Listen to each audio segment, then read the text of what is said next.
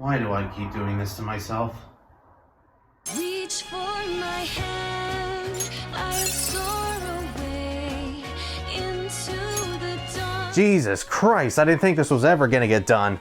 Well, here we are at last with no doubt the grandest entry in the Fire Emblem series so far, 3 Houses for the Nintendo Switch. Our final game in this marathon, and yes, I know it's technically not the latest one in the series, but let's just say there's a pretty good reason I'm stopping here for now. You know what's funny? 3 Houses was the first Fire Emblem game to be released on home consoles since Radiant Dawn came out for the Wii in 2007 and 2008. 3 Houses was released in 2019, with a slew of handheld titles filling the decade-long gap. It's pretty crazy when you think about it. I mean, what the hell took them so long? But thanks to the Switch being a hybrid console, handheld lovers were able to get their share of Fire Emblem on the go as well. Development had started back in 2015 when Intelligent Systems were all done with the Fates games, and believe it or not, 3 Houses was originally going to be made for the 3DS again, but got scrapped when Shadows of Valentia was in the works. Good God, could you imagine trying to run a game with such a massive scale like 3 Houses on a tiny-ass 3DS screen? That would have been a game designer's nightmare. I mean, hey, Xenoblade 3D was a fairly decent port at the time, so maybe I could be wrong. Boy, I am mentioning Xenoblade a lot in this marathon.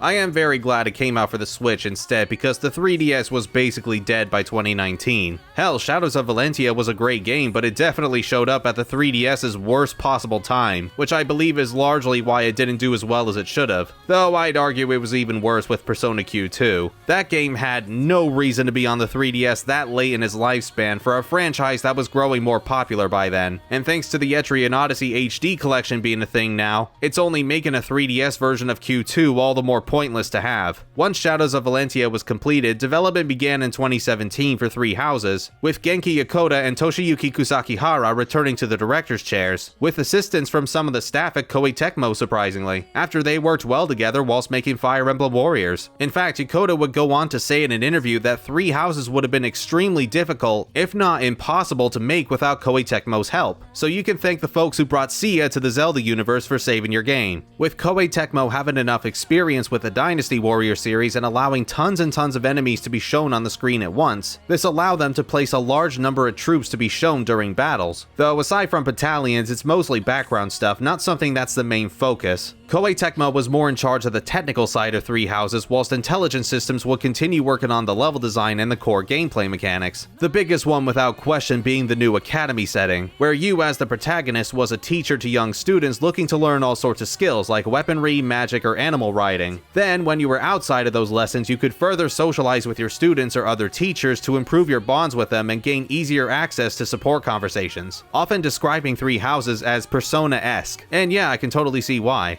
Now, I personally don't think it's anywhere quite as deep as the social links in Persona, but you can definitely see where the inspiration came from. In a similar fashion to Fire Emblem Fates, 3 Houses also splits the narrative into 3 different outcomes again, hence the name. This time you have the choice of which house in the academy you get to be stuck with for the next 45 hours, each with their own batch of characters and storylines. And this is where the game officially broke me when trying to talk about every Fire Emblem title that's ever been released outside of Japan.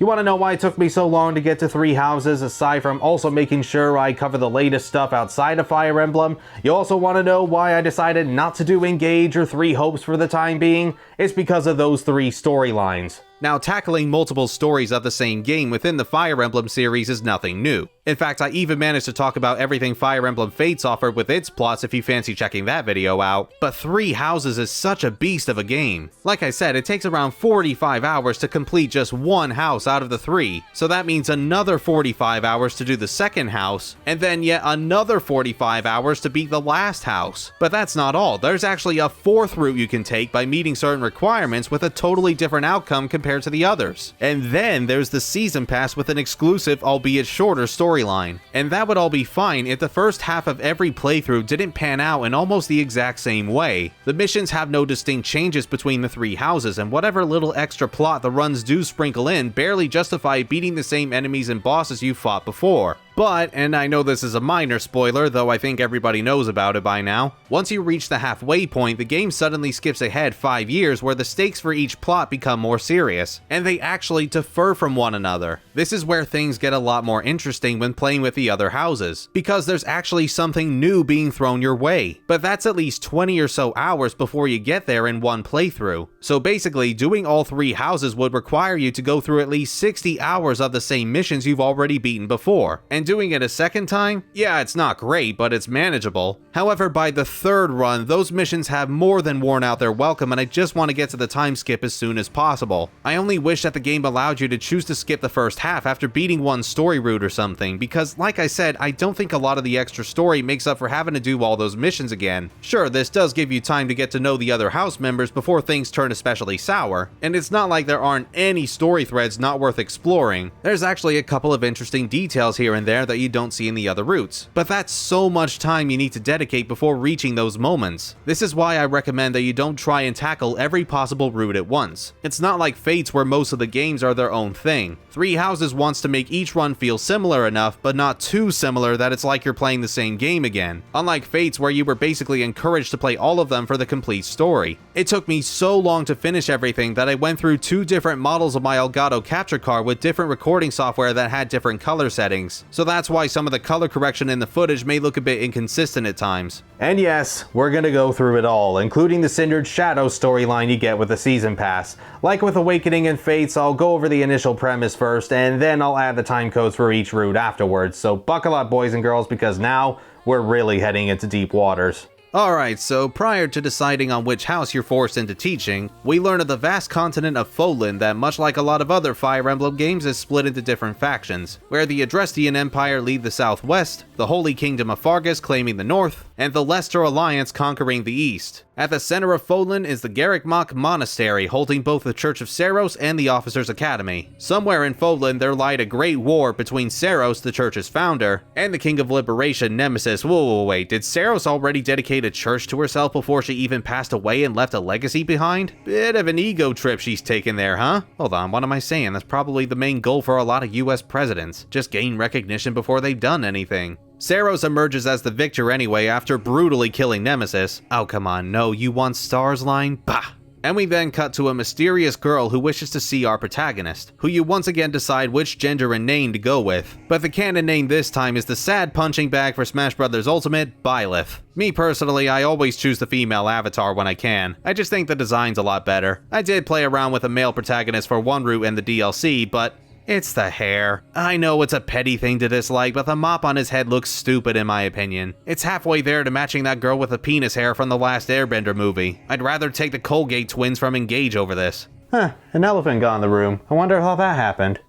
Okay, so on top of male Byleth looking like an absolute dork with that haircut, he also had the misfortune of getting some controversy with his original voice actor, Chris Niosi, who was accused of emotionally manipulating and sexually abusing his ex-partner. Niosi would even admit to horribly mistreating friends, colleagues, and significant others, confirming his behavior. To make matters worse, 3 Houses had already been out for a couple of days before this matter was discovered. Since then, intelligence systems have replaced Niosi's voice lines with Zach Aguilar's in an update, so unless you never decide to update the game, you won't be hearing Niosi anymore within 3 Houses these days. Everybody uncomfortable? Good, let's continue. After setting up an avatar for the green hair girl, we're suddenly awakened by Byleth's father, Gerald, who's also the leader of a group of mercenaries. Oh, Gerald, you poor thing. You're not gonna last long in this world, are ya? Oh, your wife died of an illness too? Don't worry, I'm sure you'll see her soon enough. Well, while he's still full of life and wonder in the biggest air quotes imaginable, Gerald asks Byleth to help 3 students of the Officers' Academy fend off against some bandits. While saving one of the students, Byleth somehow ends up stopping time where the girl from earlier is seen again, now introducing herself as Sothis, the self-proclaimed beginning. Sothis takes this opportunity to teach Byleth the art of rewinding time, so that they can use this during battle. From a gameplay perspective, it's just to show you that you can use divine pulses to go back a turn, similar to Milla's turn wheel in Echoes, but from from a story perspective, Byleth uses it to save the student they originally tried to rescue. The 3 pupils we fight alongside with are Edelgard of the Black Eagle House, Dimitri of the Blue Lion House, and Claude of the Golden Deer House, all of whom are widely impressed with Byleth's fighting techniques, and the fact that their father is Geralt the Bladebreaker, former captain of the Knights of Seiros, and the strongest who ever lived. Oh no, it just gets worse. Would you like a shovel or a spoon for that grave of yours, sir? By the way, I want to critique something real quick. I know, we've only just started with the story, but I really feel like this is worth addressing. So after just meeting these 3 characters, they already ask you where your allegiance would lie if given the choice. So you, the player, are given the choice, and on my first playthrough, this confused the hell out of me, because I thought this was the big decision for which house you chose, even though I knew absolutely nothing about these people. Turns out this isn't actually the major choice just yet. That comes later, and all this is simply a way to increase support points with the character associated with that house. I feel like this could have been properly explained in a text prompt or something to ease players' minds a little more, rather than pressure them to make a decision there and then and worry about whether or not it's going to affect the story. No matter what you choose anyway, the 3 students take Byleth and Geralt back to Garrick Mach, where we're then introduced to the Archbishop of the church, Lady Rhea, and her advisor, Sedith. Right away, they want Geralt to rejoin the Knights of Seiros, which he hesitantly agrees, while Byleth is asked to teach some of the students in the academy without being told beforehand and after only just meeting them. For you see, this takes place at a time before such silly inventions like applications or job references. Okay, to be serious for a moment, there is a reason as to why Byleth in particular interests Rhea so much, but you've still got to take the time to convince others of why you went with such an important decision. Even Sedith points out to Rhea just how batshit insane it all is. Yeah, just work at our school and teach these teenagers full of goals and ambitions with absolutely no experience whatsoever. This can't possibly go wrong. Oh wait, it actually goes well throughout the game? Well, how the hell does that happen? At least now we finally get the time to briefly learn a little about the students from each house, as well as the 2 teachers that'll handle the other houses, and this is where we can choose which band of misfits we're in charge of teaching throughout the whole of the game. In my first playthrough back in 2019, I picked the Black Eagle house simply because I thought Edelgard seemed like a pretty cool character. Not that there was anything wrong with Claude or Dimitri, but Edelgard's personality and her other classmates just stuck out to me a little more, and I decided to go with them again as the first of the 3 routes, but go in a slightly different direction this time.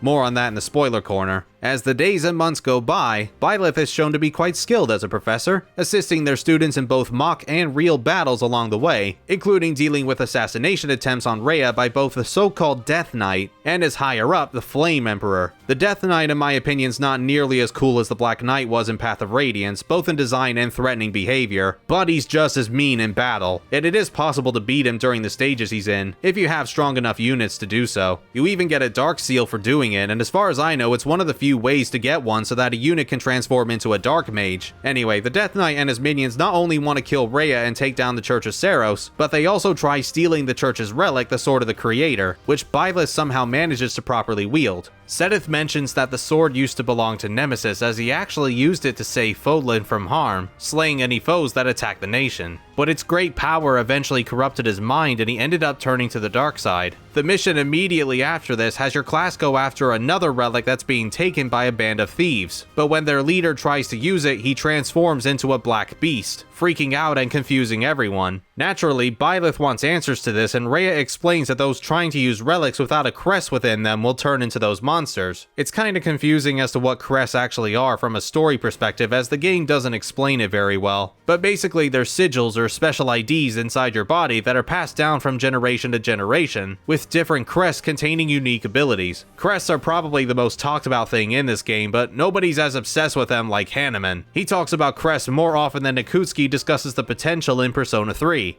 and it's the same actor. And he still sucks at acting even after over a decade later. How does that happen? Okay, we're starting to get into more spoiler territory now, so be careful. The next mission involves looking for Sedith's younger sister, Flayn, who's gone missing, and they not only find her in a secret passageway within the academy, but another student alongside her named Monica who vanished years ago. Things only get stranger when the party come across some villagers suddenly rampaging and attacking their loved ones whilst burning houses down. These villagers seem to be controlled by Tomas, the church's librarian, a character that did wander around the academy from time to time, but he was so minor that it shouldn't be too surprising when he's revealed to be a bad guy. Tomas isn't even his real name as it turns out too, it's Solon, but he temporarily escapes after dealing with his troops. Right after this as well, Rhea brings up Sothis as the true name of Saros, so a lot of bombshells dropping at once here already. Doesn't stop there though, as more of those black beasts are heading towards the chapel, which the party managed to take care of, but Monica suddenly appears and stabs Geralt in the back. Something I didn't expect the game to follow up on is Byleth thinking to go back in time and save Geralt, but another villain by the name of Talis shows up and prevents the rescue. I was thinking Three Houses wasn't going to address that, but guess I was wrong. By the way, am I the only one who thinks Solon and Talis look eerily similar to each other? No? Just me? Gotta give some credit to Geralt though for lasting as long as he did. He's done better than most fathers in Fire Emblem and even gets plenty of time to flesh out his character as he hangs out with Byleth, and because of that, he's probably one of my favorite dads in the series. Geralt also apparently had a journal where he talked about various circumstances during his time with the Knights of Saros, one of which was marrying one of the maidens in the academy and producing Byleth, who doesn't appear to have a heartbeat and therefore hardly any emotions. Yeah, that's the game's excuse for having a stoic protagonist like Byleth who barely says a word. It's interesting that they even try to add some sort of reason for it all. Even Link didn't have much of a justification for being a mute outside of Zelda Breath of the Wild and Tears of the Kingdom, but it's odd how Byleth is still alive despite not having a heartbeat. We get something of an explanation for it later in each of the routes, though it's a little far-fetched no matter what. But going back to Talis, he's one of the main antagonists of all three stories, with Solon and Monica both serving him. In fact, Monica's real name is Kranya as she reveals her true form. But she doesn't stick around for much longer as Solon uses her as a sacrifice to enable a spell that traps Byleth in a void of darkness. Sothis then sporadically remembers that she is the progenitor god that was somehow placed within Byleth at birth, waiting for the right time for her to re-emerge. But in order to get out of the darkness, she needs to combine her powers with Byleth's, making her disappear for good. Her soul, however, will still be within Byleth, so the two join together and Byleth uses their newfound powers to escape, now with a change of hair and eye color similar to Rhea's, and Solon is finally taken care of rather swiftly as well. With Byleth now having some of Sothis' abilities, Rhea wants them to go down to the holy tomb below the monastery to receive a revelation of sorts, where they can supposedly gain even more power after being recognized as a part of Sothis. Nothing seems to happen after Byleth sits on top of Sothis' throne though, but that doesn't matter now because Edelgard suddenly has the Flame Emperor's Imperial army right behind her, demanding to stop the revelation. And this is where she pulls the curtain, saying that she is in fact the Flame Emperor. A twist I really should have seen coming given how Edelgard and the Flame Emperor are never in the same room together, and Edelgard conveniently disappearing in some battles, but I was still somewhat surprised. Edelgard was very suspicious of Rhea and the Church of Saros, accusing them of being corrupt fascists that secretly rule Fodlan, and, well, she's not wrong. I may not have predicted that Edelgard would turn to the dark side, but I definitely knew something was up with Rhea, as she had no problem executing anybody who dared oppose Sothis, and how quickly she orders the professor to kill Edelgard. She seems too easily wound up to be one of the good guys, and with how a lot of the staff within the church are so scarily dedicated to her and the goddess, almost at cult levels, really raise some eyebrows for me. Especially with Cyril, I mean, Jesus Christ, I don't normally like using the word simp in any sense, but dude, you're such a simp for Rhea. Don't get me wrong, what Edelgard's doing is pretty extreme too, willing to go into a full-out war with the Church of Saros and orders her troops to kill her friends if they get in the way, but I wouldn't say her reasoning is 100% incorrect. Even Geralt, right at the beginning, tells you that something fell off with Rhea, but I'm not exactly sure whose side the game is on. I suspect that was Three Houses' intention though, making it not so black and white on who the heroes and villains are, and only makes the major decision during the Black Eagles route that much more difficult. In fact, the only way to side with Edelgard is to meet her at the academy and agree to witness her coronation as Empress just before the betrayal happens, whilst I quickly gush about her dad being voiced by Xemnas from Kingdom Hearts 2. God damn, that is a cool voice. Edelgard, my dear Elle, I leave the fate of Fodlan in your capable hands. Either way, both Rhea and Edelgard have understandable explanations for wanting to kill each other, which is a huge improvement over Fates where picking the Hoshidans was far too easy. But unless you've unlocked that hidden fourth path with the Black Eagles, every other story route has you side with the Church of Saros anyway and end Edelgard's life to win the war. A couple of weeks pass by and an assault between the Adressian Empire and Garreg Mach occurs, and even Rhea enters the fight this time after turning into a real form as a dragon. Though no matter which side you chose, Byleth will always find themselves dropping off a cliff in the middle of battle and slip into a coma for 5 whole years. We wake up to a much more grim looking Fodlan with the students having grown up throughout the years and plenty of things have changed since that major battle. Shall we check out all the possibilities then?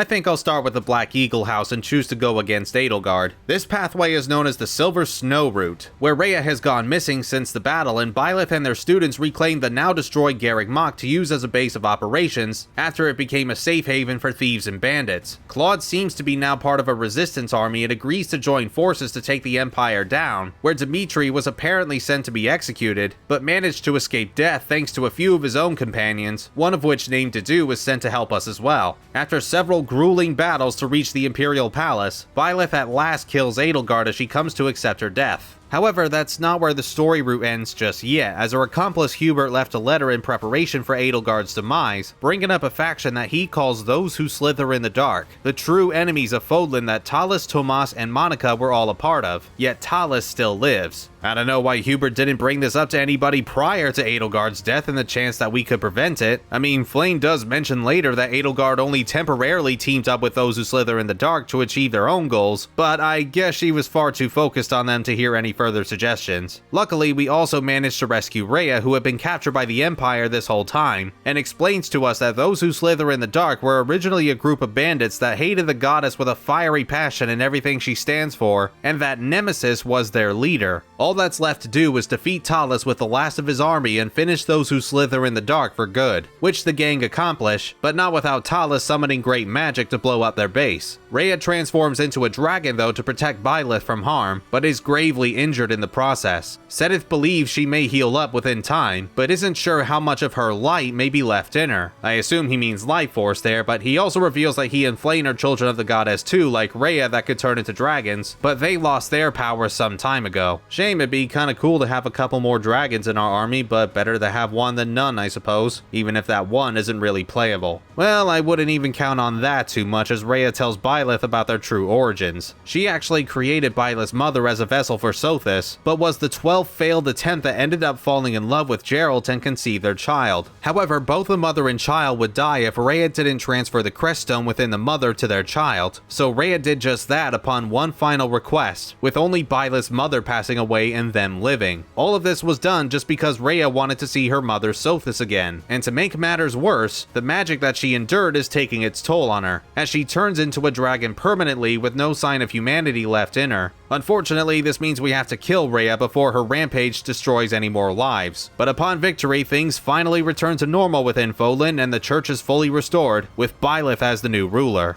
I'm kinda surprised at how quickly I managed to get through the summary for this route. I talked more about the first half than the second half in this case, but it's fairly serviceable for Fire Emblem. Once Edelgard's big reveal happens, all you really do from there is defeat her in battle, rescue Rhea, and then defeat her in battle. There isn't much more to it than that, though at the same time, I'm not sure what else they could do. The idea of having to kill one of your own students adds a little bit of weight to the story route, I suppose, almost like Obi-Wan Kenobi battling Anakin Skywalker, but I think I would have enjoyed it even more if Edelgard was more hesitant to kill Byleth a few times, rather than just the once, adding more emotion. What we do have is fine as is, but I don't think there's any more than what we've already seen in previous Fire Emblem games.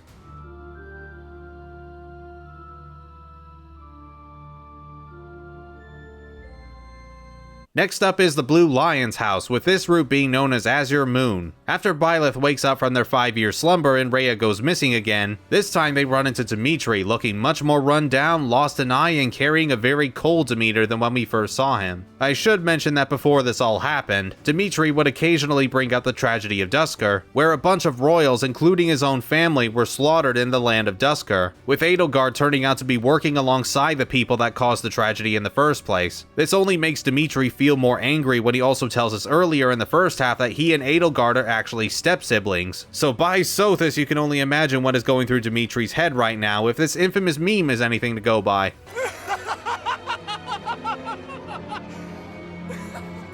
Is this some kind of twisted joke? Dimitri is now clouded by his pure hatred for Edelgard and haunted by visions of his deceased family, with his only goal being to end Edelgard's life no matter what, even if it means shunning those he previously cared about. Eventually, Dimitri's kingdom army, the Empire, and Claude's alliance all gather for one giant battle in the land of Gronder, resulting in Edelgard barely escaping once it's all over, and an assassin posing as a new student of Garreg Mach tries to kill Dimitri, but one of his most trusted allies, Rodrigue, steps in the way. You know, they really should get a better vetting team for the Officers Academy. How many more pupils are going to end up stabbing us in the back later? Okay, in reality, Byleth had killed her brother in a previous mission, but Dimitri was the last person she was aware was with him, so assumed he was the one that did the deed. Also, I know that I haven't really talked about Rodrigue before his death, but it's honestly just because I had no idea how to fit him into this summary. He guides the group on occasion, offers assistance with his own army, and seems like an okay guy, but there wasn't a lot about him that stuck out for me otherwise that was worth noting. Also, couldn't somebody from the Kingdom Army just tell Claude that they're not on Edelgard's side? Like, I'm guessing the Alliance probably don't trust anyone aside from themselves to save their own skin, and that they might not have seen exactly what happened 5 years ago, but there was a large scuffle not long after Edelgard's betrayal and it resulted in the monastery getting destroyed. Surely somebody in Claude's house have to have witnessed it. It just seems like a lame excuse to have all three houses recreate a mock battle 5 years on, only to the death, and now I have to push away the only help we could get to stop the Empire. Well, anyway, Rodrigue's sacrifice does finally snap Dimitri out of his rage, giving him a more clear sight of his true goals, which is to save Fodlan and become a noble king, starting with rescuing Claude's alliance from another Imperial attack, finally joining forces to take down a common enemy, minus Claude himself, so that he can focus on his own goals. Before he leaves though, he brings up that the Empire have Rhea in their clutches, but before they confront Edelgard herself, they have to deal with the Death Knight first, who, unless you played the paralogue with Mercedes, you'll have never known is actually her stepbrother Emil, or Yuritsa as he was called in the academy as one of the professors. Kinda makes things highly confusing if you didn't play through it and see her react to the Death Knight being the next opponent, but I guess it doesn't matter too much in the long run, because he gets defeated in due time too. Tired of all the bloodshed, Dimitri tries to make peace with Edelgard, even offering her a dagger that he gave to her when they were kids, but despite them understanding each other's ambitions, the two still don't agree on the paths they've taken. So the final battle carries on as we first kill Hubert, and out of desperation, Edelgard uses the power of both crests that she carries to transform herself into a powerful beast. And yeah, I'll admit I didn't expect to see that during this particular route, nor did I expect to be utterly creeped out by the way it looks. I think it's the almost human-like face put onto this huge hulking body with nails in desperate need of a trim. It's just so grotesque and freaky that I can't turn away from it. But it's memorable to say the least. Definitely better than putting another dragon at the end. It's a very long fight, but in a well done and effective scene with barely any words, Edelgard is brought to her knees and returns to her normal self, with Dimitri offering his hand for a second chance. It first looks like Edelgard's willing to take him up on it, but instead throws the dagger Dimitri gave to her onto his shoulder in an attempt to kill him, though Dimitri is one step ahead and pierces her body in quick retaliation. Dimitri then drops the dagger with its owner and he and Byleth walk away to rebuild Fodlan, ready for its new king and archbishop. Oh yeah, Rhea was found off screen and randomly decided to step down from her role. Kinda rushed, but again, it probably doesn't matter too much. I like this route a lot. I think out of all of them in Three Houses, this one is definitely my favorite. It's got a lot more personal stakes involved, and I really enjoy the duality between Dimitri and Edelgard wanting to meet each other eye to eye so badly and being the only family they have left. I'm also glad that they spent the most time developing Dimitri as a character rather than the entire Blue Lion house, which could have ended up feeling unfocused. My only criticisms for the Azure Moon storyline is that it does take a rather long time for Dimitri to lighten up a little. Like, I understand that his head is all sorts of messed up after seeing Edelgard as the Flame Emperor and learning more about what really went on at the tragedy of Duscar, but seeing him snipe at everyone he sees with harsh words and threats, including Byleth, was like, dude, come on, don't be a dick. There's also a plotline involving Dimitri's dead stepmother and a few of her comrades, partly causing the tragedy of Duscar too, but it ultimately ends up going nowhere and feels kinda pointless to include. Though I guess even with Dimitri knowing all of that and learning to move on, it does show another big growth in his character compared to earlier. I overall felt the most engaged with this story, and that pleases me to say. If you still haven't played Three Houses yet and are interested in trying it out, I'd say start with the Blue Lions. I may have first chosen Edelgard and the Black Eagles, which sounds like an 80s indie band when I say that out loud, but I found the plot and some of the characters to be more interesting. So far so good, but let's see how it ends with the third and final house.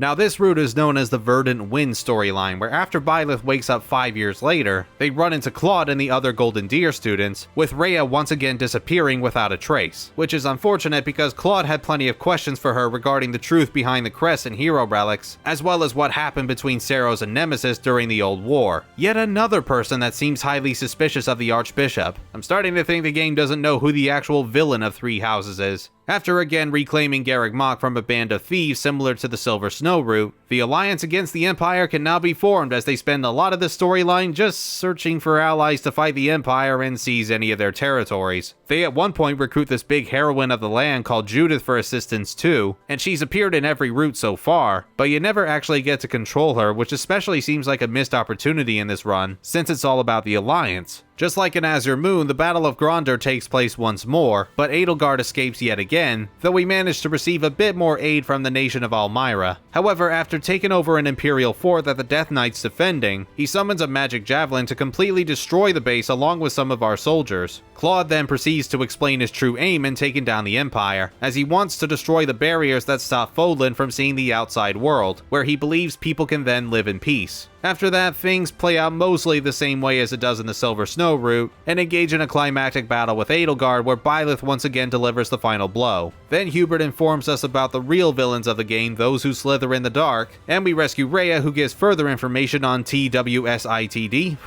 and how they were followers of Nemesis. I have the same minor issues with this as I did in the Silver Snow route, so I ask that you refer to that because this video is already way too long as it is. Like before as well, we need to finish off Talus and the rest of those who slither in the dark at their home base, which still looks like we got stuck in Tron for some reason. And again, Rhea turns into a dragon to stop Talus's desperation attack from hitting Byleth. Things are a little different this time, however, as right out of nowhere, Talus and those who slither in the dark manage to successfully resurrect Nemesis for him to cause havoc and destroy what Rhea calls the children of the goddess. Sothis had birthed these children using her own blood to build a great land, but they had their own ideas and fought countless wars, seeing themselves as gods and even challenged Sothis herself. On top of that, Rhea reveals that she was actually Seiros, the same one that fought Nemesis all those years ago, which isn't all that much of a surprise since she looks exactly like Rhea and is also voiced by Jeremy Lee, so who were you trying to fool? Rhea elaborates on this by claiming that those who slither in the dark are descendants of those same folks who tried to take Fodlan for themselves and join with Nemesis, and the sword of the creator Nemesis originally used was made of Sothis' bones and heart. The heart acted as the crest stone for the sword, and after the first battle between Rhea and Nemesis, Rhea had taken the heart and used it to create Byleth, attempting to recreate Sothis, but that didn't end up working in the end, though Byleth does still have some of Sothis' powers flowing through them, hence why they're also able to wield the sword of the creator. It's a very tough final battle against Nemesis and his undead army, but we eventually win the day. Nemesis is destroyed for good, and Byleth and Claude become the new leaders of Fodlan as they open up the borders where all races and religions are allowed to interact with each other and explore the world to their liking.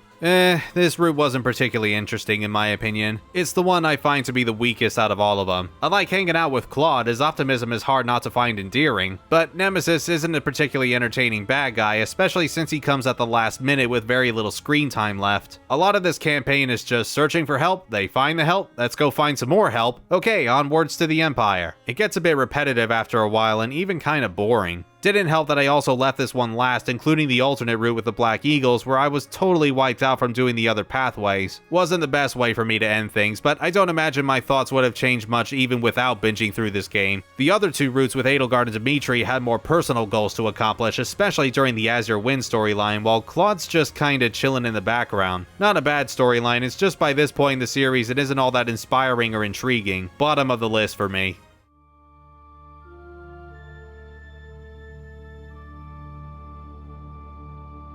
Okay, hang in there folks, there's only one more route left and then the DLC. This fourth hidden storyline where you decide to join Edelgard in the Empire is known as the Crimson Flower route, which ended up being the storyline I took during my first playthrough of Three Houses back in 2019. As expected, Rhea is greatly pissed off and without question or hesitation, she orders Byleth to be executed and turns into her dragon form, but Edelgard, Byleth, and the rest of the Black Eagle house manage to evade her for the time being as they prepare for an attack on Garreg Mach as the newly named Black Eagle strike Force. By the way, I absolutely love this part here where you roam around a small, dark, and dank encampment before heading into the onslaught. You only see it this once, but it greatly visualizes the seriousness of the situation. And seeing the pupils afraid of their choice to join the Empire does a fantastic job at telling you shit's getting real. Even the Death Knight joins the fray this time, now going by Yuritsa and dropping the armor as you go through the route. The battle for Garrick Mach is won by the Empire though, but Rhea unleashes one final attack before she retreats by causing the monastery to crumble, and the rubble puts Byleth in a coma off screen. I'll come back to that later. 5 years pass once again, and the war is currently at a stalemate between the Empire, King Dimitri, who's allied with the Church, and Claude's alliance, who are looking to keep things neutral. So did everybody just twiddle their thumbs while the war was going on? Was Byleth so essential to the fight that there was absolutely no chance of winning without them? Did everybody feel self-conscious of making the first move? What the hell happened? And I thought Rhea was all about getting revenge on Edelgard. What's she been doing?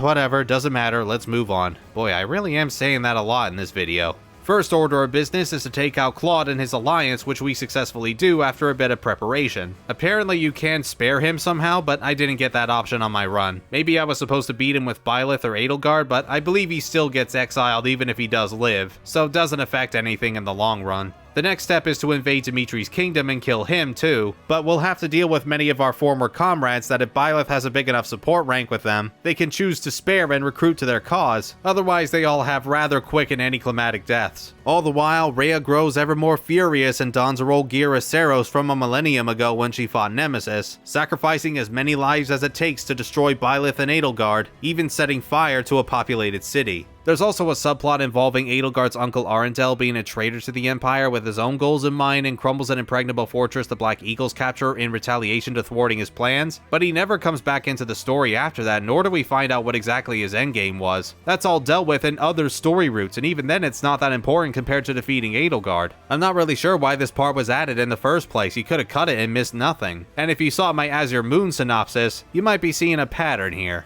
Eventually, the Black Eagles strike force confront the kingdom's army and kill Dimitri in battle, leaving only Rhea left to defeat as she turns into her dragon form one last time, also known as the Immaculate One. In a bloody final battle between the Black Eagle strike force, Rhea, and the last of Garrick Mach's former inhabitants, Edelgard and Byleth triumph in victory as they kill every one of their remaining enemies, including Rhea. However, Byleth suddenly collapses, for reasons, but Sothis' creststone implanted in their heart begins to dissolve, giving them a heartbeat so that they can keep on living and have emotions. As the new ruler of Fodlan, Edelgard abolishes the church and all that they stand for, focusing now on the secret society known as Those Who Slither in the Dark, which again only truly appear in the other story routes, so why introduce them in this one? Just to keep consistent? I imagine it's to encourage you to try out one of the other paths in the game, but like with Arundel, I think you could have scrapped it and nothing would be affected. This is overall a pretty good storyline too though. Maybe not quite as good as the Azure Moon route, but probably second best for me. What I was immediately drawn to was that from another perspective, you were seen as the bad guys, which is very new for Fire Emblem. At least in the West anyway. I don't know if the Japanese exclusives tackled something similar, but it was really cool to go up against what the game considers to be the heroes, although I don't buy for a minute that Rhea was ever on the light side. This is a character who outright threatens to rip Byleth's heart out after joining Edelgard without ever asking why or trying to reason with them. She just goes straight to it, and on top of all those merciless executions and experimentation in the other storylines, why are we supposed to trust her with our lives? Screw that, I'm sticking with what I guess the game decides to call the villains. Going to war and sacrificing others sucks, but at least it's not for the sake of some goddess that's mostly been insulting us at every opportunity. This is a very grim storyline altogether, not just for the impressive body count of important characters that'll make Game of Thrones blush, but some of them suffer quite horribly, like Seteth witnessing Flame fall in battle, or some of the kingdom's army turning into dark beasts against Dimitri's wishes and losing their humanity, including his loyal right-hand man Dedue. It's easily one of the darkest plots I've seen in Fire Emblem yet, and I applaud it for not holding much back, but I also feel that this route is the most rushed out of all of them. There aren't as many missions to start with, leading to a slightly shorter campaign as a whole, but there's also certain moments like Byleth getting themselves into a coma completely out of view, and the less than dignified deaths of our former comrades that make the experience seem cheaply made. It's the only thing that I would say brings the whole storyline down, and it's a shame. Still, I enjoyed this one a fair bit, and I'd recommend trying it out after the Azure Moon route.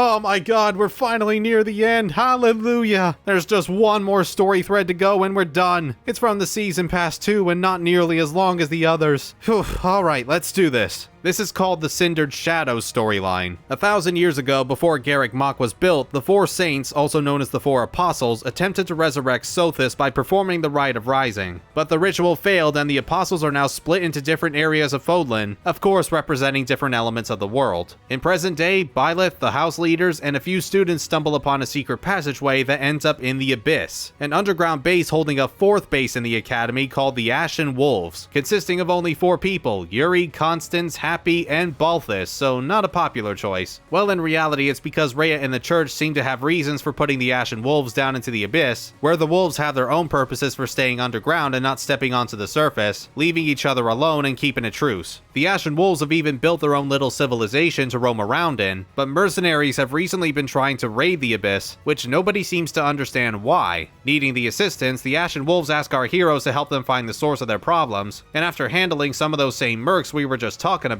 we meet with the man who set up the Abyss for the wolves, Alfric, who's not in cahoots with the church, but they've allowed him to run the Abyss anyway, and the wolves greatly look up to him. Yeah, he's totally gonna be the bad guy, isn't he? A character who's never been mentioned previously, yet is discreetly in control of the Abyss and gives this unforeseen house somewhere to live? He's gonna turn on us later, calling it now. Alfric tells us anyway that certain members of the church are looking to eradicate the Abyss and everyone in it, and that they may be looking for the Chalice of Beginnings held deeper into the Abyss, which is said to resurrect the dead, and is what the four apostles tried to use with Sothis. One chapter later, and they already find the Chalice. Well, that was easy, but the party can't count their chickens just yet because a rogue soldier tells us that strangers from the outside have kidnapped Alfric due to a rat in the Abyss notifying the mercenaries about the Chalice being taken. Gee, I wonder who that could be. The mercs want the Chalice in exchange for Alfric's life, and the wolves get permission from Rhea to have her knights join the battle when possible. By the way, I have no idea why Rhea just doesn't use the Chalice to resurrect Sothis herself, despite that being her main goal in life. I mean, the Rite of Rising would still need to be successful, but she's not even gonna try? Oh, and hope we're all cool about trapping you guys underground for the rest of your lives. I would have expected you to do the same. We don't actually find out why this is until immediately afterwards, where Yuri got thrown in because he disobeyed orders from the church to eliminate old friends of his who were part of a gang. Happy got put in because she unleashes monsters every time she sighs. No, really, that's a thing in this game, and yes, it doesn't seem to affect her mentally in the slightest. Constance's family and House Nouvelle were aiding the Empire and were thus sentenced to death, with House Nouvelle's reputation down the toilet, and Balthus has numerous debts as various bounty hunters try to claim his head for reward money.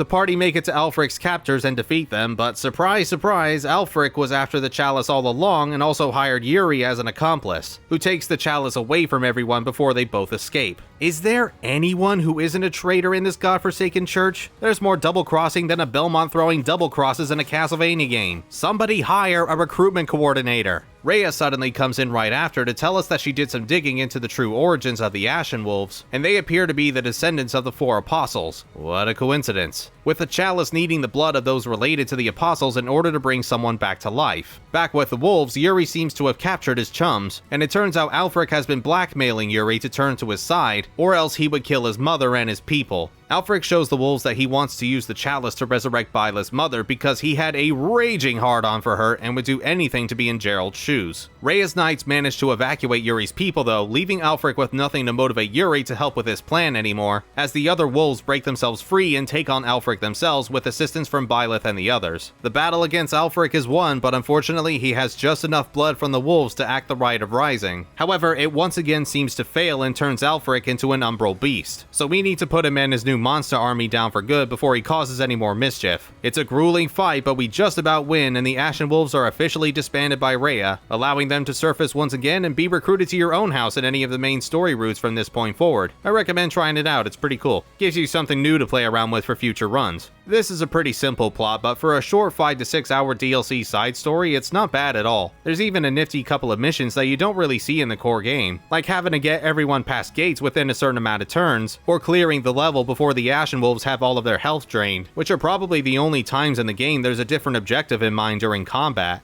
I'd say I'm about half and half with the additional characters for Cindered Shadows. I love how blunt Yuri and Happy could be, but still have appreciation for their friends, so they're not entirely assholes. Yuri was even my final romance option after doing the Golden Deer route, but I can't say I'm all too keen on Balthus and Constance. Constance's split personality when she's in the shader light felt too gimmicky for my liking, and Balthus is just your standard clueless beefcake with a heart of gold, which we already have in the main game with Raphael in the Golden Deer house. And while he's not quite as muscular, Caspar in the Black Eagle house is pretty much the exact same character. It's a little too been there done that for me. I'd overall say I like Constance more than Balthus. I can at least claim that I've not seen a character like her in Fire Emblem yet, but when she's not flip-flopping between her more timid and hoity-toity personas, she's not all that interesting in my opinion. Overall though, fairly solid. Good way to pass the time if you wanted more Three Houses, but didn't fancy playing a lot of the same game 2 or 3 more times. We're done. We're finally done, and look how long this fucking video is. Sweet, sweet relief. Whew, okay.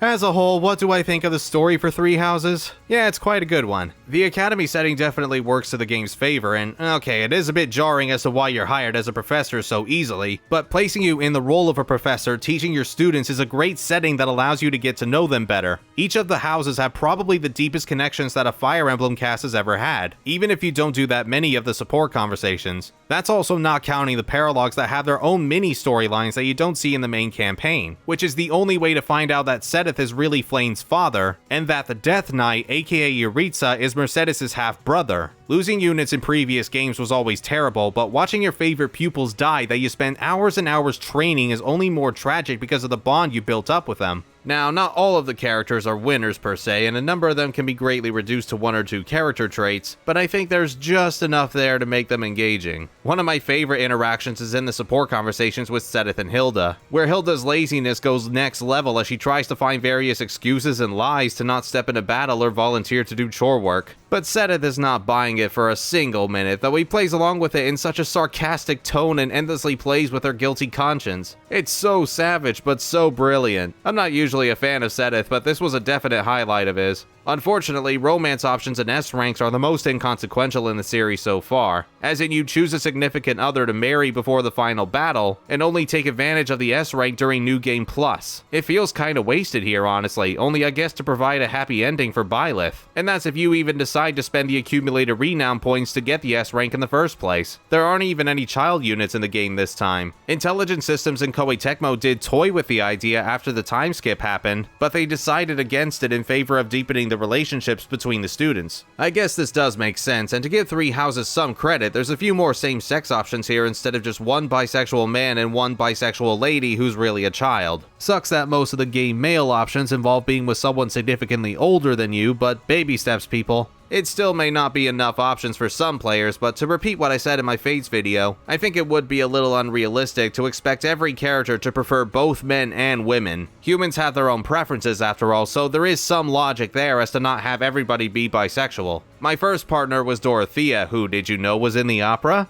Because she was in the opera. Yeah, I know you think she'd mention it, but she rarely brings it up. My other choices were Mercedes during the Blue Lions route, then I picked Yuri during the Golden Deer route as I mentioned in the Cindered Shadow synopsis, and finally I chose to romance Ferdinand in the Crimson Flower storyline, out of respect for his voice actor Billy Kametz, who sadly lost his battle against cancer back in June 2022, with the next Fire Emblem title, Three Hopes, being the third to last game he voiced before dying. Rest in peace, Dr. Takto Mariki. The voice acting is what really makes the characters, and we already had a ton of it in Shadows of Valencia, but now every single line is fully voiced, and I mean every single line. Even the NPCs have dedicated voice work to them. Intelligent Systems did not need to put in this much effort, and amazingly, almost none of the acting sounds half-assed or forced. And yes, I say almost because there's still at least 1 or 2 actors that don't do a very good job. Yeah, I'm looking at you, Hanneman. Seriously, how is this guy still so bad at acting after such a long time? And you too, Yuritsa, work on your inflections for Christ's sake. Given how one half of the game involves a whole bunch of socializing and wandering around the monastery, I greatly appreciate that I don't have walls of dialogue to read when I can just listen to the voices. Though as a trade-off, Three Houses rarely has any quiet moments outside of exploring. You thought I've been flapping my gums too much in this video? No. There is a lot of talking in this game, with the characters standing in place and only lightly moving from time to time, with any other actions being done in a fade to black. With how much has gone into the voice work, I'm a little disappointed that they didn't do the same for the presentation, as it can feel somewhat stiff and kinda dull looking after a while. Now I know there's a shit ton of support conversations and story beats that would require extra care if that's what I'm looking for, and that's something to be excited for whenever the CG cutscenes pop up. Those look wonderful, but I just wish the rest of the combos got similar attention. It's impressive that they managed to put such a big game as this onto a Switch cartridge, but you can definitely tell where they had to cut a few corners. Blah blah blah, we've been talking about the story and characters for over 50 minutes now though, and we still haven't even gone through the gameplay yet. The plot's engaging enough, but none of that is gonna matter if the game isn't fun to play. So, as the first proper console title in over 10 years at the time that wasn't a spin-off, is Three Houses worth the long wait after Radiant Dawn? Well, the battles are most certainly your standard Fire Emblem affair, with you and the enemy taking turns to kill each other, but a few bells and whistles have been added to put a light spin on the experience, and I'm not just talking about the socializing aspect of Three Houses. We'll get to that in a bit. To start with some returning features though, Milla's Turnwheel from Shadows of Valentia comes back. However, now it's called the Divine Pulse, but it functions in exactly the same way by letting you go back through time and restart from your last turn with a finite number of uses. The difference in Three Houses is that not only does the game force you to use a Divine Pulse if Byleth or an important character dies in battle, but you can also choose to continue from any point during a previous turn rather than simply the beginning of yours or the enemy's phases. You get a better idea of who the enemies will be attacking this time as well by looking at the floating red lines when maneuvering your units, which can be a godsend sometimes when maps get fairly big. Weapons also have durability again for the first time since Awakening, as well as combat arts from Shadows of Valentia that let you do a bit more damage, only now using them costs some of your weapon durability instead of health. I'd say the combat arts are a little more broken in this game than they were in Shadows of Valentia. They can do some serious wreckage to an enemy's health if used properly. Even the powerful Death Knight can be greatly abused with combat arts if you use a strong physical fighter like Edelgard. If you'd rather not risk getting hit at all, however, you can perhaps use the new battalion system that has very limited use and not the best hit rate on some occasions, but these send out whole armies to do a bit of damage to an enemy and have them suffer a status effect for a turn, mostly causing them to remain still. I don't often use battalions personally, but they're useful when I do need them. Both weapons and battalions can be purchased in stores within the academy, but now you can additionally buy them before starting a mission, which is pretty handy in case I forgot to get anything I needed. Something that was notably absent in Shadows of Valentia was the pairing system, but thankfully it's made a return in Three Houses. Sort of. It's just called the adjutant system now, where your partners only act offensively or supportively, not both. Even then, the offensive adjutants don't do a follow-up attack nearly as often as they used to, but the healers can be pretty handy by restoring a bit of health every turn to your unit. This mechanic's also not bad for building support between two units, but you can only make one pair to start with, and maxing the total to 3 by upping your professor level by helping around the monastery and talking to your students, though 3 adjutants are honestly not that much better. Look, pairing up in the 3DS games could be a little game-breaking at times, but I think they've now gone too far in the opposite direction by making it too limiting. I believe the only other use adjutants have otherwise is participating in battalions, which the game primarily wants you to use them for. But again, I don't use them that much, so adjutants are not nearly as handy or accessible as the pair-up system in Awakening and Fates. That said though, we do at least have the weapons triangle making a comeback after disappearing in Shadows of Valentia.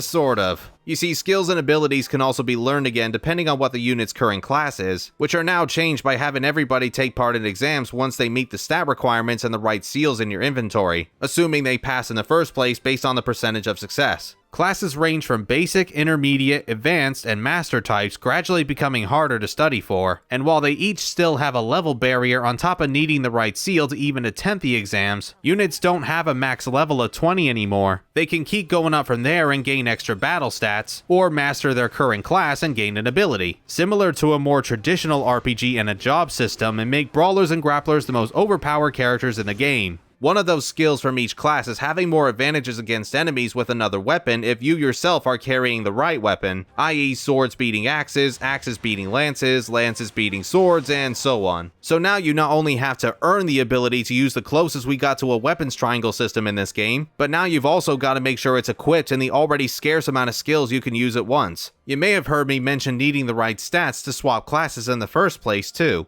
Time passes by an in-game day upon completing a task or wandering around the academy, with your mission coming up at the end of the month. During each week before the end of that month, you'll be teaching your students to master whatever weapon and skill you want them to learn much faster than by continuously using them in battles. Or you may decide to have 2 students do a group activity to not only further their skill sets relevant to the given chore, but also provide more affinity between those characters. Now, every unit will have preset stats accommodated for them, encouraging you to use the tools already laid out, but there's absolutely nothing stopping you from teaching them something completely different from scratch and working your way up from there. You don't have to follow what the game suggests to the letter. The only downside is that it's a slower process than further building up what they know quite well. Byleth's stats can also be improved by taking short lessons with the other teachers around the academy, and with a high enough rank for certain abilities from them, students from other houses can switch to your side if you allow them to, though it does take an agonizingly long time with a few characters. Marianne, for God's sake, how much horse riding do I have to learn? With enough stats, it's actually possible to recruit every single student in the game, outside of the house leaders, so I can only imagine the classrooms being like,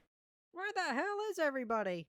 The amount of total units you're able to have in your army is more limiting than your average Fire Emblem, but not as much as something like Shadows of Valentia or Radiant Dawn, and every character has a crest dedicated to their homelands, which offer unique perks that only they're able to use, and if you obtain the respective heroes' relics through paralogs that hold the right crests, they'll perform even better in battle so long as the durability doesn't run out. Paralogs now have to be dealt with before you reach a certain part of the game, should you wish to take them on. But as usual, they're entirely optional and offer a bit more flavor story to a couple of characters that's unrelated to the main plot. With a large amount of tools you can give to your army, the first half of 3 houses can be really easy. In some cases I find it even easier than Awakening, but the second half's a lot more challenging, which only makes sense since it turns into a full-out war by that point and the tension's rising. For 3 of the playthroughs I was playing on the normal difficulty, but out of curiosity I decided to switch to the hard difficulty on the last one with the Golden Deer House, and I surprisingly didn't have quite as much trouble as I thought I would. I mean, it's no walk in the park at times, especially towards the end, but it wasn't like pulling teeth the same way Radiant Dawn felt, which in my opinion could be completely unfair and not fun at all. The major threats you want to be careful of are the elite enemies that have multiple health bars like Dark Beasts or living statues that can do spectacular damage. To begin with, these guys are covered by a shield that you need to break by either hitting a space with enough attacks, or disabling that same space in an instant by using battalions. Breaking even a single part of the shield does thankfully stun the elite foes, but only for 1 attack, and the damage you do doesn't carry over between health bars. You have to deplete 1 health bar entirely, and then begin chipping away the next bar at full health, so you've got to take that in mind too. And these guys are very good at fighting back, sometimes inflicting status ailments on top of that. Overall though, while the battle system is pretty typical for Fire Emblem at this point, there's enough to put a new spin on the formula and still be an exhilarating time. I may not feel too accomplished during the first half with how overpowered I can make my units, but it's much more worth it when you get to the second half during the war. And folks, that's only about 50% of what you actually do in the game, for there's the other aspect of 3 houses, the academy itself. You remember My Castle from the Fates trilogy? That little hub world you could explore in between missions, interact with allies, and do a side activity or 2? Well, now imagine that but 100 times bigger and with a lot more things to do. Sweet Jesus, where do I start? Okay, well there's many more places to check out than My Castle ever had, to the point that there's a fast travel system for Garreg Mach, so yeah, do the math on that one. And you're left to your own devices as to what you want to do and when you do it. Everything within the academy is entirely optional, and even though it's primarily a place to increase Byleth's abilities and bond with others in the academy to further support, side quests are also available each month to offer small rewards, and some of them unlock new things for Garreg Mach. For example, there's a side quest involving learning about the 4 saints of the church, where by identifying them all you can use those statues to purchase greater boosts in stats and further upgrades like an additional divine pulse by spending renown points, which you can acquire by finishing battles or doing side quests. A number of the side quests are mainly there to show you what the academy offers, like gardening for stat boosting plans, fighting in arenas for prizes, or fishing because every RPG has to have fishing these days. But the main activities involve bonding with your students in various ways. Meals catered towards certain tastes, tea times with individual characters, giving out gifts, and returning lost items all help build support faster than previous games. And if you have the season pass, you're given even more options such as hanging out with someone in a sauna, or using renown points to help make bonding between 2 specific units even easier. Conversations during the story may even have a little bit of important decision making, since choosing the right dialogue options with Byleth will further develop their relationship with the character they're speaking with, just in case you didn't think this game had enough Persona vibes going for it. I know it's an easy comparison, but it really is like Persona, and I'm not complaining about that at all. There's even a dance competition that takes a whole in-game month to set up, but it's also the only way to get one unit with a dancer class by picking a student to partake in the dance. That's a very clever way to tie traditional Fire Emblem classes with school activities, and I kinda wish the game did more of that. The socializing brings out a whole new spin for Fire Emblem, giving you the most interaction with your students than you've ever had before within the series, except for Bernadetta, who tries her best to get away from everybody. Please, for the love of God, grow a goddamn spine already. That face Eureka makes sums up your personality greatly. But most characters have a little something unique to them that no favorite character would necessarily be the wrong choice. I'm just kidding, the best ones are clearly Mercedes and Dedue, and you're 100% wrong if you think otherwise.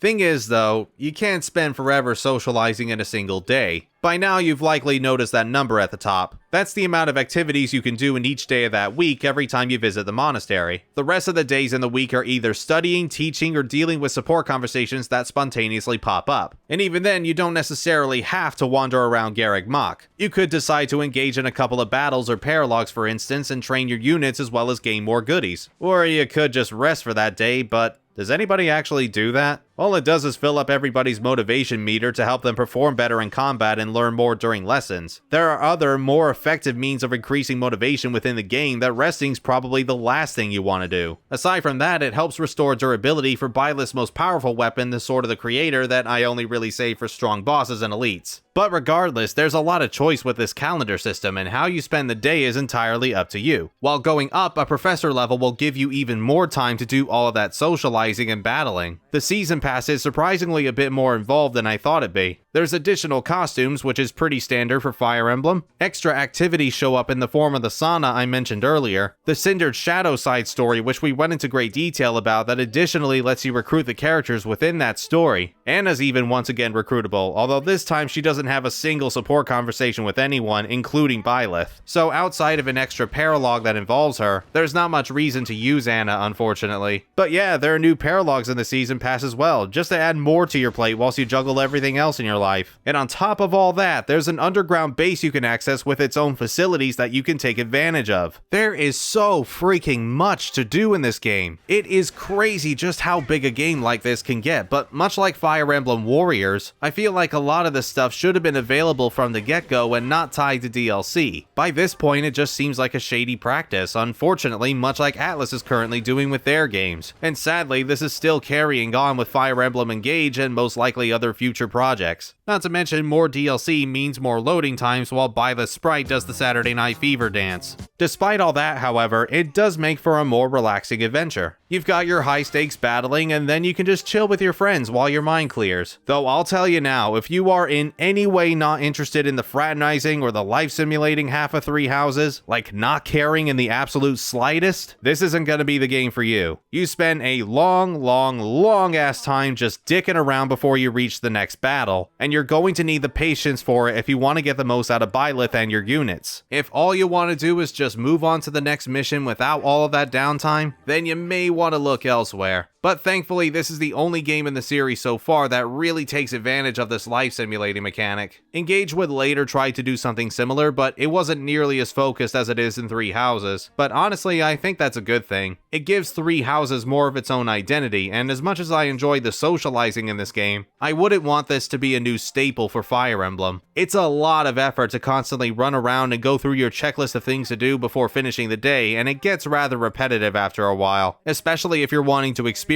every single story route available. Trying to replicate this in any future titles would probably just feel shoehorned in, which is likely why it doesn't feel quite as refined in Engage, and I'm sure I'll be repeating those thoughts when I get around to that game. So yeah, definitely not a game for everybody if you had your fun with the previous titles and how straight to the point they were, which kinda doesn't make Three Houses the best Fire Emblem to start with if you want to see the series at its core. But if you enjoy games with life simulating aspects such as Persona, which, I mean, come on, have you seen my channel? Then this could be a good starting point for you after all. Just bear in mind that this is a slightly different Fire Emblem. And you know what? I don't mind it at all. The relaxation only builds up the main mission even more than it previously did, rather than going straight into another tough map that takes up an hour of your time. My brain is pooped by that point and I simply want to let off some steam for a bit. And I like that about Three Houses. It's just... there's so much content in it that you can't possibly see everything in one run. And again, I wouldn't be so bothered about this if the first half wasn't almost beat for beat the same for each storyline. Each path is also a touch over long for my liking, clocking at 45 hours for just one of them. And by heavenly Jesus, for your own sanity, do not do it all in one go like I did. That repetition does wear on you after some time into your second and third playthroughs. Take a break and do the other routes later. It will be much better for your mental health and I'm sure you'll enjoy the experience a hell of a lot more. Not to say I didn't have a good time with Three Houses. On the contrary, I can see why this is one of the new favorites in the series next to Awakening. But this is not a game meant to be played at breakneck speeds. It wants you to pace yourself so that you absorb everything it throws at you. And trying to rush through things will only make the journey all the more miserable. If you're looking for a Fire Emblem title that provides quick on-the-go action during bus rides where you can carry on at home, this ain't gonna be the one for you due to the slower nature of Three Houses. However, if you've always wanted a little bit of slice of life in your Fire Emblem games but still stay true to its tactical RPG roots, then definitely pick this up. There's a good reason it's as highly praised as it is. There's more than enough bang for your buck in this installment, but my god, it's gonna eat up all of your weekends to see everything. And that, ladies and gentlemen, is finally the end of the Fire Emblem Marathon. Once again, I am very sorry for not getting to 3 Hopes or Engaged just yet, but right now I am so done with these games and want to talk about something different after 2+ years of doing these videos. Oh boy, I am never doing another marathon with so many RPGs ever again. I'll announce what the next marathon is in due time, but until then, we've got a lot of unrelated games to catch up on. Now, I was going to do a review of Zelda Tears of the Kingdom next, but at the time of this video, Spider-Man 2 was just around the corner, and I still haven't talked about Miles Morales yet, so I'm going to do a quick video on that and then maybe do Zelda whilst I'm making my way through Spider-Man 2. I can't wait for that game. I'm looking forward to it. But with that said, thank you one and all for watching this incredibly lengthy video that I have once again beaten my record for longest review. And I'm sure in due time, I'm going to beat it again. Probably soon as well. And with all said and done, I am going to get some sleep. I will see you later. Peace out. Well, here we are. Well, here we are at last with no doubt the latest and... Nope, that's not right.